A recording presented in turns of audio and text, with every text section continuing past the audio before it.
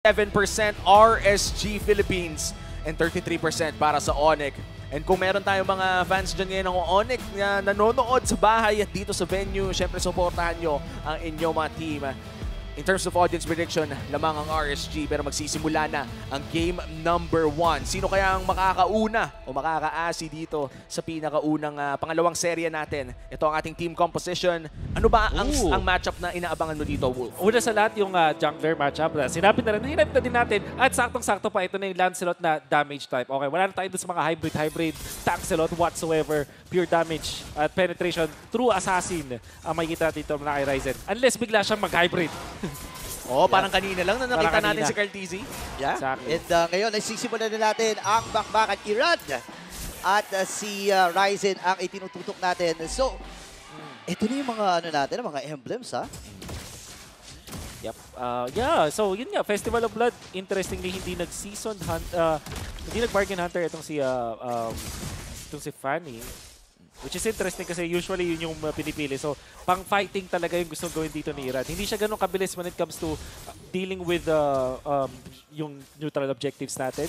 Parang pwede mong expect na hindi siya ganun kabilis mag-take out ng turtle. Pero when it comes to Onyx, mabilis sila mag-take out turtle at mataas yung damage ni Lancelot. Kumbaga parang sinasabi ng emblem dito ng Fanny ay hero ang gusto niyang i-farm. Gusto niyang makakuha ng mga Tama kills ka sa naman. leon. Tama ka naman. And yun naman din talaga ang nakikita nating playstyle mula sa mga Fanny main. Shoutout sa inyo. Sana hindi ko kayo makasalubong sa RG. Yeah. Actually, gusto ng Fanny, once na mag-level 2 siya, kukuha kagad siya ng kill. No? Pero maganda naman yung pagprotekta dito ng Onyx Philippines na, ma-prevent yung mga ganong klaseng galawan. So ngayon, ilang segundo ay magsisimula na yung, mag-respawn na yung unang turtle ng ating game. Pero masyadong tahimik ang magkabilang dyan natin. Nagtataka na nga ako parang walang nagpapatayan pero narinig ka ata, Burrito, Ryzen, nangalahati ang buhay. Pero makakapag-regen naman, saktong-sakto, magkaka-turtle na rin. Nagamit ni Irad yung kanyang retry. Mukhang hindi siya interesadong i-contest yung turtle. Baka kino-consider niya dito na mag-focus na lang sa mga buffs. And this gives Ryzen ng magandang pwesto para makuha yung turtle. Ang biglang naging palitan dito is Lizard for a turtle. Tapos guguluhin pa ni Rapido ito si Irad, although magiging unsuccessful siya. Oops, pero hindi na si Nats. Pipigilan niya si Ryzen na makuha, pero masisecure pa rin ni Ryzen yung unang turtle ng ating game. Pero hindi pa ata tapos to. Nats and Cram, 1v1. Pero atras na muna ulit. Ang ano lang naman kasi dito sa Edith, kahit mga lahati buhay, basta may passive, parang alam niyang EFAS pa rin. But this time around, medyo dumugo ata ang carry. Kailangan mag-back. Irad, still looking for his first kill of the game. Napag-usapan natin kanina, no? Wolf, tama nga, medyo slow ang pacing ng ating laro. In fact, para sa RSG, sobrang curious ako dun sa decision nila na tinraid nila yung Lizard para dun sa may turtle. Tapos, tinraid nila yun sa may top lane where wala naman silang proper lockdown. At ngayon, yung Onyx nagkakaroon na ng tempo sa game, specifically dito kay Ryzen. So, weird decision para sa akin yung ginawa dito ng RSG na gamitin si Irad na parang farmer muna sa ngayon. Yeah, medyo maingat talaga ang galaw ngayon ng RSG. No? So, parang hindi ito yung usual na Fanny na nakikita natin. No? Pero again, feeling ko ang RSG ay binibigyan muna nila ng magandang sabihin nating space itong si Irad kasi marami ring lockdown ng Onyx Philippines dito di ba? And speaking of lockdown, no, hindi lang lockdown na meron ng Onyx dito, they also have burst damage in the form of Ryzen. Na sabihin na lang natin kapag tumama yung gitnang-gitna ng Thorn Rose ay talagang napakasakit. And meanwhile for RSG, yun nga yung pinagtataka ko nga rin, Wolf, usually when we're looking at Fanny compositions, minute 1 pa lang ay talagang may mga nakikita na tayo aggressive plays. I'm still wondering kung ano yung nakita doon nakita ng RSG. Pero siguro dahil ang kanilang decision nag-Festival of Blood sila doon kay Fanny, siguro yun yung dahil kung ba't na-feel nila na hindi yata kaya yung turtle. Try na lang nating nakawan ng mga neutral, ng mga creeps, kumbaga, sa jungle creeps, di ba? Itong si Lancelot. Not sure kung magiging effective yun, pero we'll see kung paano nga ba mag-Fanny itong si Irad. Kasi usually si Irad kilala natin bilang Lancelot. But when it comes to Fanny, di pa natin talaga kilala kung ano yung playstyle niya utilizing that hero. And usually, no, kung Fanny ang usapan, tas MPL Philippines, ang unang lumalabas sa atin, dati si Kyrie, pero MPL Philippines, ngayon ang pinag-uusapan na natin ay si Kyle TZ. Na talagang respect ban kung respect ban. Mamaya lamang ang ating third serye ay mapapanood natin ang AP Bren So makikita natin ang Kyle TZ, Fanny, kung maipik nga nila. But for now, ang Fanny ni Irad ang magbibida ng Fanny this time around. But still, medyo yung inaabangan nating aksyon, no? Parang hindi pa natin medyo nakukuha. Yeah. Kaya nga nasabi ni Wolf kanina, no, medyo katakataka na walang contestation doon sa turtle na yun. And para lang sa kaalaman ng lahat, no, sa mga medyo bago-bago pa na tumututok, tandaan natin na medyo pinahina yung, or hindi lang medyo, pinababa talaga yung experience na pwede mo makuha sa mga minions. So talagang tumaas ang priority sa turtle dahil mas mataas naman ngayon yung experience na pwede mo makuha rito, di ba? Parang nagkaroon ng patch na pinili tayo na, kailangan nyo gawin, kailangan nyo Hindi na maglaban pwede sa Mandatory na. Mandatory. Kailangan yung magbayad kapag hindi nyo, pag pinamigay nyo ng libre. And dito na nga natetest yung mga retry gods natin dyan, no? Kung kasi minsan hindi mo naman talaga pwedeng ipaglaban, agawin mo na lang. And turtle po ang pinag-uusapan natin dito, ha? Just to be clear. Just to be clear, turtle ang kung hindi mo kaya ipaglaban, agawin mo na lang. Turtle lang po, huwag sa ibang bagay. Pero ngayon, masasabi nga natin na medyo tahimik talaga ang galaw ng RSG. Pero Rapidut, kunti-unting nagpaparamdam. Light and Rapidut, parehas na sabihin nating star roamer dito sa laban na ito. Pero again, medyo tahimik ang talaga. tahimik, no? mala-library ang galawan. Level 5 na ang ating mga roamers. Hindi pa rin tayo nakakita ng malaking team fight. Pero baka ito ang strategiya ng Onyx and RSG. Pakiramdaman muna. At mukhang hindi na naman nila itutuloy ang possible na laban. Second turtle, malapit nang lumabas. Siguro dito naman ay makakakita tayo ng kill, no? Yeah, feeling ko kasi si Escalera, kinuha niya dito is yung Way of the Dragon. So, may tendency na mag-setup ito. Tandaan natin, dalawa yung dash plus the flicker. So, any moment ay pwede siyang kumuha kahit sinong members dito sa RSG. Irad is level 7 at ganoon din naman si Ryzen. So, kung isipin natin ay maaaring magkaroon ng even na matchup dito. Baka 50-50. Uy, pero papasok si Nats. Wala siyang naabutan Grabe dito. si Ryzen. Ryzen. Grabe naman yung mga dash. Nagpapogi. Nagpapogi May pinopormahan. Pero may paghatak din na ginagawa dito si Light. At least, binibigyan niya ng space dito si Irad para baka mamaya ay umabot pa doon sa turtle. Ngayon, reset ang itatawag ng both parties. At ganun na naman muli. Naalala ko tuloy, I think last season, 7 minutes bago nagka-first blood. Di ko maalala kung sinong mga naglalaro nun. Pero magbabago naman ata dahil si Rapidut. Nahuli na dito si Nats. Pero hindi ata sila mag-all-in dito sa Fredrin. Okay, Light dito ay papasok na rin. Nandiyan yung taunt pero wala. Inabutan Ryzen again. Uncontested turtle para sa kupunan ng Onyx. Yeah. Parang nagtataka ata. Sobrang Nag-awa rin eh. kakaiba ang nakikita natin. The two things. Una, si Irad ay nagpakita dun sa may bottom lane. Automatically, nung ginaw niya dun si Nets, na hindi naman niya din nakuha yung one-shot potential dun, decide na yung Onyx na i-burst na agad yung turtle. Second, etong si Ryzen, nag-decide din siya na mag-tank selot muli. Kung papansinin natin, meron na siya nung Molten Essence, yung kulay pula na aura, which we did say kanina na nag-damage build siya ng emblem pero yung items niya ay nandun sa pagiging tank. Light. Umaanggulo pero tumakas din lang. Grabe ang tahimik ng ating laro dito. At yung mga late game insurance natin, no, si Eman pati na rin si Nets, nakakapag-farm lang talaga. At mamaya lamang, ayan na nga, nag-init na. Ito na yung ultra fast sa setup now. Feathered Earthshot mula kay Aqua pero makakatakas si Rapidut sa plano din ng RSG. Escalera ang magiging target pero may pagtipi pa na ginagawa. Ito lahat ang pagbawi. Conceal ay nagamit na rin ni Rapidut. Habang si Nets ngayon ay kanilang pinoprotektahan, atras muna muli. 6 minutes, wala pa ring death. Wow! Ito nata ang pinakatahimik na laro. At second match pa lang ng MPL Philippines. Kung ano ang kinabilis ng ating unang serye ay kinabagan nito. Pero kung titignan natin ang ating rotations, makikita talaga natin na ang pinaglalaban nila dito ay map control despite having no kills. Yeah, and gold talaga yung mapapansin natin na dinadalawan and ayaw nila na makascale ng maaga itong si Eman. Now, may pinaplanong setup, Feathered Earthshot, ginagamit na rin sa Go Signal para dito sa Onyx na umatake na pero aatras silang munang muli. Kaya lang, katiting na lang yung buhay ng Tori dito at lalayo muna ang Onyx. Ito na yata yung potentially ay magbabago. Kung walang first blood when it comes to heroes, at least magkakaroon ng first blood sa Tori naman. And etong ginagawa ng RSG na nag-focus sila dun sa pag-farm onto Irad tapos hindi nila kinokontest yung turtle. Maganda sana kung nakakuha siya ng kills. But you can see na si Nets nabuhay naman dun at na-activate na sa ngayon. very unlikely na i-contest pa rin ito ng RSG. Tignan nyo yung minamota dito ni Irad. Parang ang mode niya ngayon ay kalabanin ang mga creeps. Oo, kumbaga ang kalaban niya dito ay yung creeps ng kabila. Aagawin na lang niya muna ang mga resources, pero dahil nga sa tatlong turtle na advantage ng Onyx dito, ay may kalamangan na silang 2,000. Wala pang mga kills, pero may lamang ng 2,000 ang Onyx. Ito na ba ang makabagong banana split na ang kalaban lang ay Torre at Objective?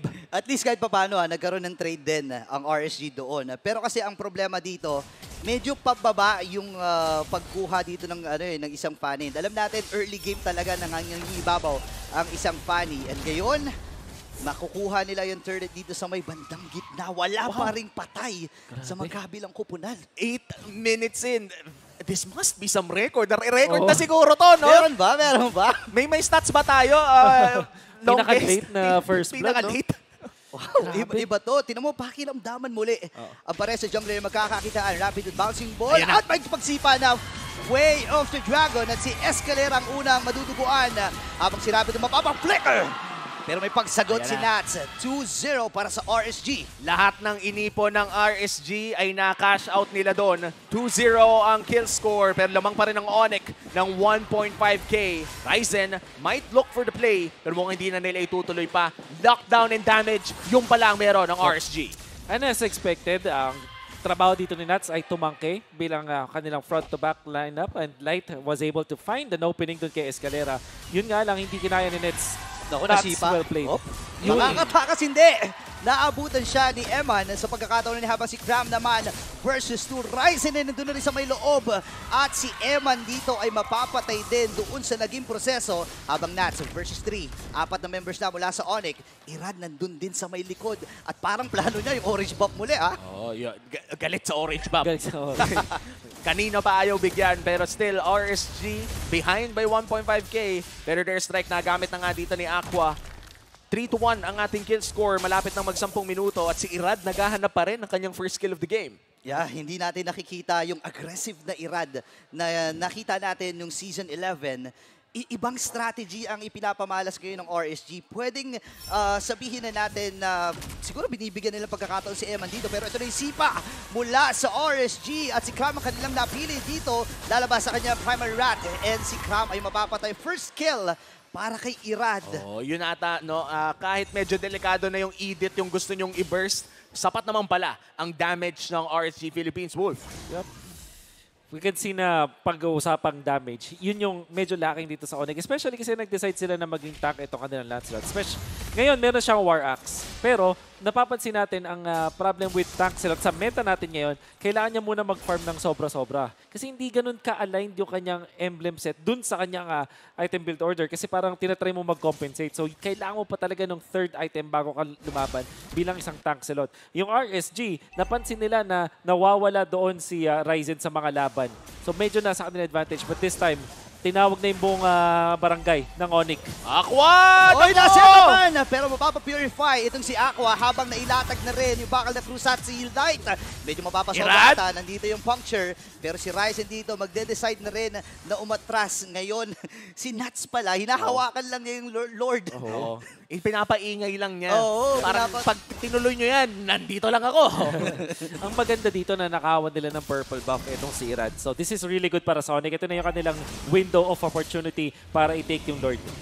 Now, Ryzen dito at si Nats. Silang dalawa yung naghahawak dito sa Lord. Pero si Light may pinaplano ata doon sa may damuhan. Irad, maganda ang pag-clear niya dito para at least may flow na ginagawa dito ang RSG sa may bandang gitna. Nag-react na rin ang Onyx at i-clear na nila yung gitna. Ngayon, magkakakitaan ng magkabilang kupunan at yung Lord. Ito na ata ang desisyon ng Onyx. I-version natin yung Lord. Hindi!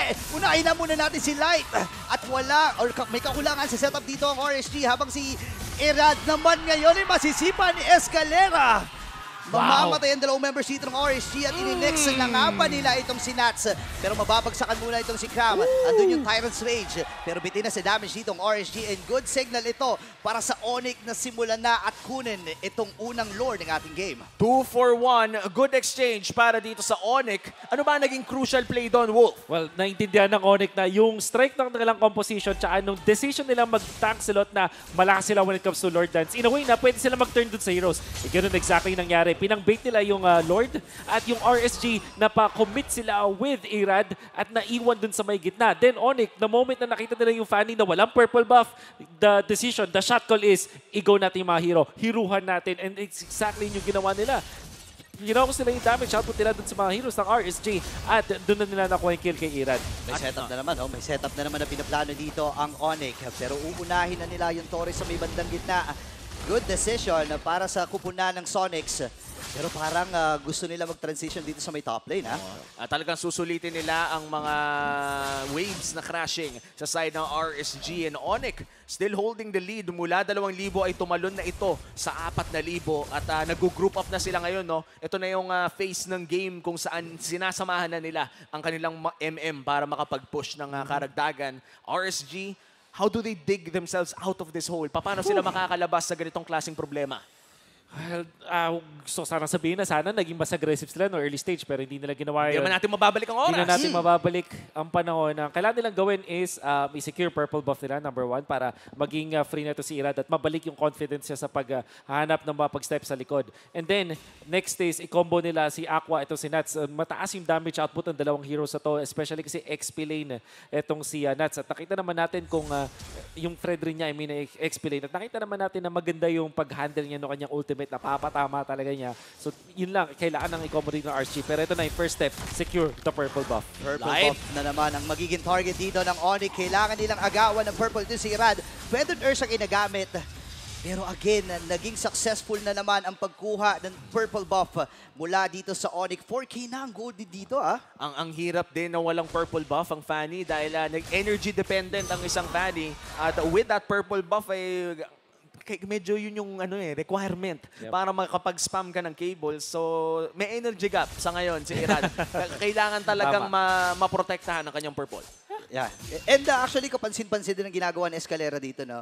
Lagi niyang kinukuha yung Way of the Dragon ni Light para kahit papaano kapag pumasok si Irad at wala sa paligid nila itong si Rapidut, ay may pangsipa pa rin ang kanilang kupunan at may pagkakataon pa rin silang i-lockdown itong si Irad. Kasi sapat para sa akin, nagiging sapat na yung damage nila, lalo na 14 minutes na at nakakakuha na rin ng mga items si Nets, eh. Oh, and Ryzen, endless battle pickup. Ito na ata yung semi-tank silot na pinag-uusapan natin off-broadcast, Wolf, no? Yung saktong tanking, saktong tanky, saktong masakit. Yeah. Pwede na. Pwede na. Nasa gitna lang palagi.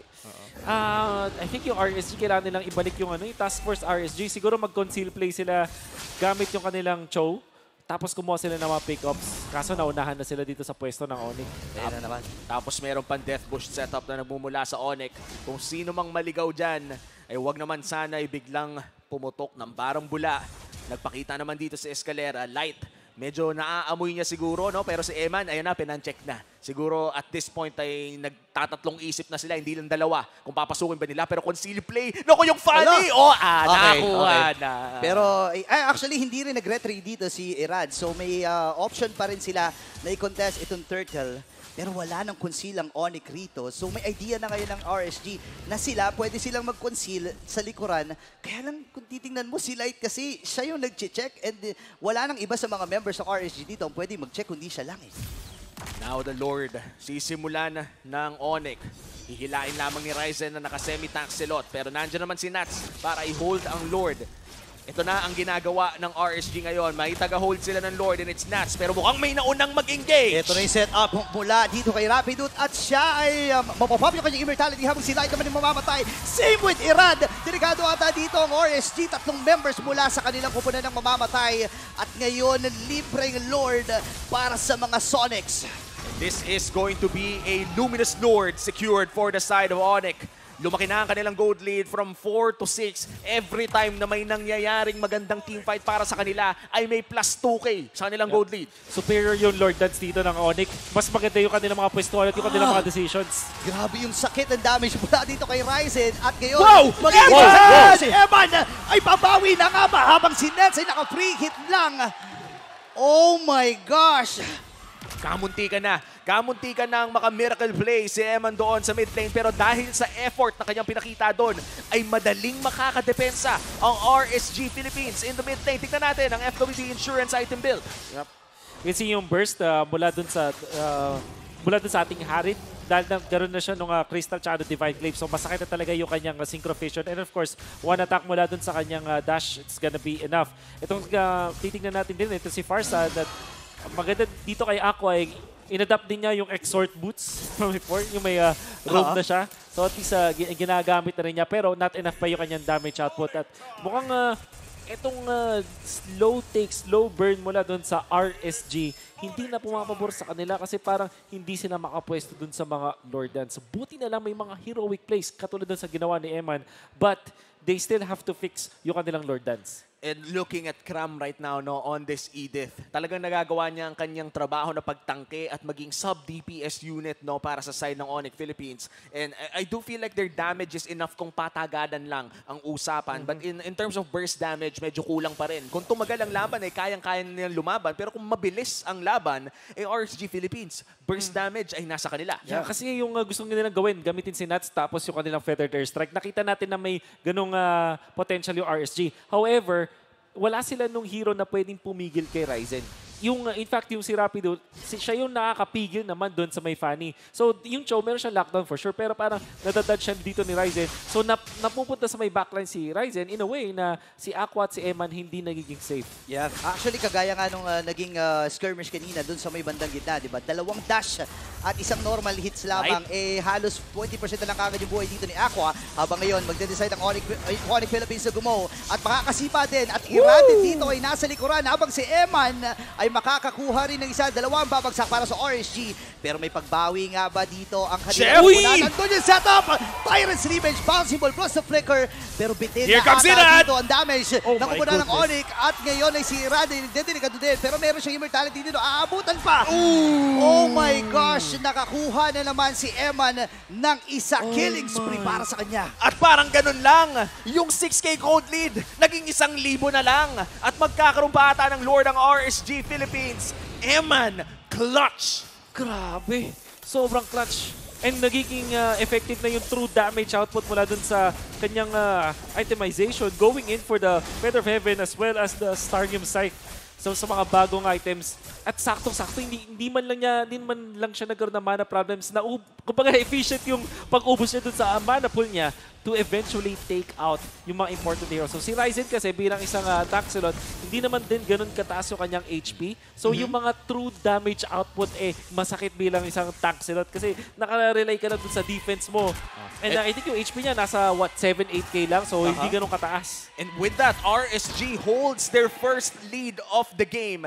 20 minutos nag-abang ang mga Raiders para makahawak ng gold lead. Pero ngayon, hawak na nila ang maliit na gold lead na to. Pero ang hawak nila ngayon ay mas malupit pa. Evolved Lord marching in the mid lane. Kailangan pumrotekta dito ng Onyx. And nakita rin kasi ng RSG, laging kinukomit lahat ng lockdowns ng Onyx Philippines dito kay Irad. And dun sa pagkakataon na yon, wala nang kahit ano na pwedeng makapigil kay Eman. Kaya paglapag niya ng Zaman Force, tuloy-tuloy lang Ito na ba ang push na kailangan ng RSG para ka mga comeback? Ito na ba ang epic comeback ng mga Raiders? Cram ang dedepensa, pero mukhang babagsak ang mid lane. Ryzen papasok, lalabas din with a Phantom Execution, pero that's 1 inhibitor down. Pero ang bilis din palang napatunaw ng Onyx ang Evolved Lord na yon. Yan, nagamit na rin yung Zaman Force so may idea dito ang Onyx. Pwede silang gumo rito, pero hindi pa kasi nakakasipa si Leyte. And look at that Feathered Airstrike, kalahati kagad yung buhay dito ni Nets. At ngayon ay magiging successful yung pagkuha nila doon sa may bandang itaas. At ibaba na nga ata ang kanila magiging target, pero yung Retribution ay ginamit para mapaputok lang yung katapot na yon.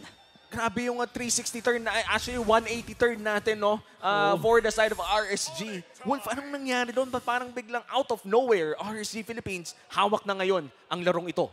Malakas yung RSG kung sakaling 5v5 na. Sinabi nga natin dun sa draft, di ba? Parang may straight up one-dimensional way yung RSG na may front to back sila. Tapos ang pinaka-trump card nila si Irad na pwedeng pumunta sa may backlines. Pero paghahawakan nila yung teritoryo nila with Harith, tapos may friend rin sa harap, kayang-kaya nila hawakan yun. And when it comes to Onyx, parang sila yung pumalag doon sa RSG, doon sa may purple buff. Papansinin natin, nagiging successful yung Onyx kapag si Ryzen ay nakapunta dun sa likod ng RSG. But on both occasions, dun siya na late. Kumbaga, hindi niya na-force out yung Purify kay Eman, hindi siya hindi nila na-force out si Aqua. And at the same time, si Cram napatumba din agad. At napaka-interesting ng game na to dahil nagsimula tayo ng napakababa ng ating kill score. In fact, 8 minutes 30 seconds bago pumasok ang ating first blood. Pero konting teamfights lang, konting skirmishes lang to get this result of the game na kumbaga nakukuha natin yung balikan ng parehas na squads. And ang Onyx Philippines, sila ngayon ang challenge sa possible Lord take ng RSG. Yeah, and actually kapansin-pansin din kanina. Pero kung natin pag-usapan yan, kasi si Krama dito ang nagiging punteriya ni Eman. Look at that, dalawang dash, sabay normal hits. Ubus kagad yung buo ni Kram. Ganun pala yun? Ganun pala magharit? Parang gusto ko itry. Ibang klase, ibang hari talaga itong si Eman. Well, may kita naman natin kung gaano kalawak yung hero pool niya. Kaya niyang gumamit ng mga physical damage DPS. Yep. Kaya niya rin i-capitalize yung mga magical na marks, magical na gold laner na pwedeng ibigay sa kanya. At ngayon, mapapansin natin na parang ang Onyx ngayon ang naghahabol. Oo, naghahabol na talaga ang Onyx. Pero out of nowhere, Irad erases Onyx Philippines' XP. Ito na nga yung pinag-uusang Eradicator. The Eradicator. Bigla na lang may mawawala. Nagpakita si Cram na low siya. Kasi kung pinalow siya, di ba, ni Eman and si Irad, alam naman natin, meron siyang killer instincts at naamoy niya na sugatan doon si Cram. At nakuha pa niya yung kill na yun. This is very bad para sa Onyx. Kailangan nila nung XP laner nila para sa kanilang Lord Dance at ngayon hindi sila makakapwesto. Ang pwede na lang nilang gawin dito kung nakaka 50-50 si Ryzen. Yeah, and ngayon Rapidut, nagtatry lang humanap kung meron bang mga tao doon sa mga damuhan. Pero si Nats and Light, ready sila kung sino man ang papasok sa kanilang teritoryo. Pero magandang pag-reset para sa kanila at aatras muna ang Onyx. Ayaw talaga nila i-risk, no? And hinihintay nilang mag-push ang mga waves sa side ng RSG bago nila simulan ang Lord na to ulit. At napakatalino ng desisyon na yon dahil ngayon nalilimitahan ng options ng Onyx. Pero pumipwesto na ulit ng mga Sonics half HP on this Lord at si Nats ang tumatangke. Irad, mataas pa naman ang energy pero Rapitude nag-stretching na. Makakahanap kaya ng isa yun si Eman! Nasa lubong dito ni Light at napigilan yung planong setup dito ni Rapidut at ngayon masisipa din itong si Ryzen and Lord makukuha ng RSG. Bang! Tuloy yung pag-normal hits dito ni Nets. Rapidut ay umaamba na nga rin lang habang si Irad nakapasok. Mamamatay na naman si Cram and wala siya dito for the next 60 seconds. Wow. Ganun pala yun. Hintahimik yung Fanny ni Irad ng early game. Pero huma-highlights ng late game. RSG ngayon with their second Lord of the game. Magmamarcha sa mid lane. 5v4 scenario. Wala si Cram para dumepensa sa Onyx. Medyo delikado ata dito ang Onyx. Pero masasabi natin sapat pa rin naman yung kanilang kakayahan para madepensahan ito. Pero tuloy-tuloy yung flow ng minions para sa kanilang kupunan. Nats, Light, sila yung nagsisilbing pananggalang sa kanilang kupunan para maprotektahan lamang si Irad at si Aqua. Magiging successful yung unang wave pero nandito na naman si Irad! Biglang napaimo. Grabe na, ganun pala mag-react ang mga pro player pag may Fanny, biglang imo. Mabilis ang pindutan talaga pero nandun sila ay sisipa siya at ang kanya maabuto dito ay si Rapidut. Si Escalera dito ay kansang nagiging plano dito ni Irad at mailalatag na rin dito yung Jamal Force. Ngayon si Ryzen ay makakapatay din, same with Eman. Light and Eman ang nakuha doon sa laban na yun. Crucial pickoffs at napakagandang depensa mula sa Onyx at parang ganun lang bumalik naman tayo sa equalized game, Wolf. Baka nga nasa Onyx na yung lamang dito kasi 1 minuto pa bago mabuhay dito si Light at si Eman. Very risky play yung ginawa doon ni Eman na nasa gitna siya nung laban mismo, lalo na wala na siyang Purify. Ko-commend ko pa naman sa yung ginawa niyang Purify play doon sa recent na Lord fight natin kung saan sinalubong niya yung initiation ni Rapidut sabay papno kanya Purify para makontra yung Onyx at nailang na agad yung Onyx kaya naman nanalo yung RSG doon sa team fight na yun dun sa Lord. However, ngayon 3 versus 5, 26 seconds pa. Yeah, matagal-tagal pa dito yung Deathheimer. At ngayon, may ipit nga ata itong si Rod. Pop yung kanyang immortality rin. Limang members mula sa Onyx ang susugod. Nakuha na rin dito si Irad. At ngayon ay pwedeng mag-base din. Wala si Aqua! Uunahin na rin si Aqua dito. And there we go. Ngayon, itong si Rapidot naman ay kukuha din. And game 1 goes for the side of Sonics. That winning moment is brought to you by our official sponsor, FWD Life Insurance. Ang ganda ng ginawa ng Onyx in that final moment. Naging close game man, umabot pa nga tayo ng 27 minutes. Ay ang Sonics pa rin ang nanaig sa dulo. Grabe, parang masasabi natin na dun sa mga decisions ng RSG, pwede na silang hindi na makabawi dun sa laban na yun. Pero nakahanap sila ng way. However, Onyx mukhang mas resilient.